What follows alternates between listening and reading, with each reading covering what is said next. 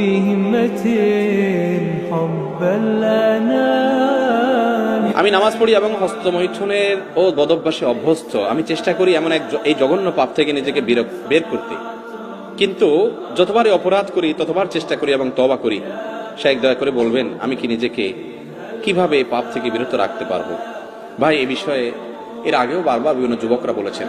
আল্লাহি, আল্লাহর কসম, আমার খুব ভালো লাগে যখন আমার যুবক ভাইরা এই সমস্ত প্রশ্ন করেন, যে প্রশ্নের মাধ্যমে তিনি ভালো পথে আসার জন্য ছটফট করতে থাকেন। শয়তানের সাথে পারেন না, ইবলিস তাকে অন্যায়ের পথে হারামের কাছে নিয়ে যায়, তিনি চান একটু আসার জন্য। আল্লাহ তাআলা আমার এই ভাইদেরকে সাহায্য করুন। আল্লাহ আমাদেরকে হারাম থেকে বের হয়ে আসার মতো ঈমানি শক্তি দান করুন। ভাইরা আমার, গুনাহ তো আমরা সবাই কম বেশ করি। কয়জন আছেন গুনাহ করার পর গুনাহ থেকে বাঁচার জন্য ছটফট করেন, তওবা করার জন্য? তো এই সমস্ত ভাইরা যারা তওবার জন্য ছটফট করেন, আমি তাদের ব্যাপারে সুধারণা রাখি, আমার আল্লাহ তাদেরকে তওবার তৌফিক দিবেন ইনশাআল্লাহ। যারা পাপ করার পর, অপরাধ করার পর কোনো সেন্স নাই, কোনো হিতাহিত, কোনো ভালো মন্দ ধারণা নাই, অপরাধ বোধ নাই, অপরাধের অদৃশ্য দাহন তার ভিতরে হয় না, এই ব্যক্তি অপরাধ থেকে ছুটে আসা অনেক কঠিন হয়।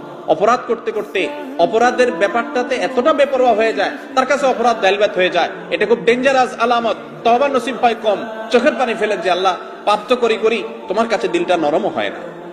আল্লাহ আমাদেরকে গুনাহ থেকে সরে আসার তৌফিক দান করুন। হস্তমৈথুনের এই গুনাহের সাথে আমাদের অনেক ভাইরা জড়িত, অনেক ভালো কাজ আছে, কিন্তু এখান থেকে বাঁচতে পারে না। ভাই, এক নম্বর কথা হলো, মোবাইল থেকে সমস্ত খারাপ জিনিস ফরম্যাট করে ডিলিট করে দেন।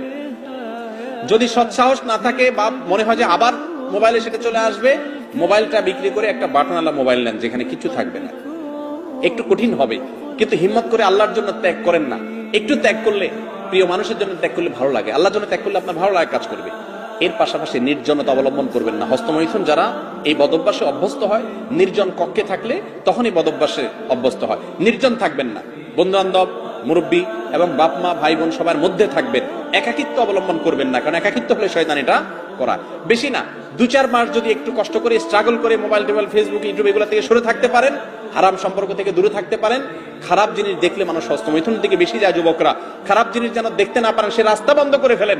বেশি না, 1টা মাস এক্সারসাইজ করেন, ইনশাআল্লাহ বদভ্যাস দূর হয়ে যাবে।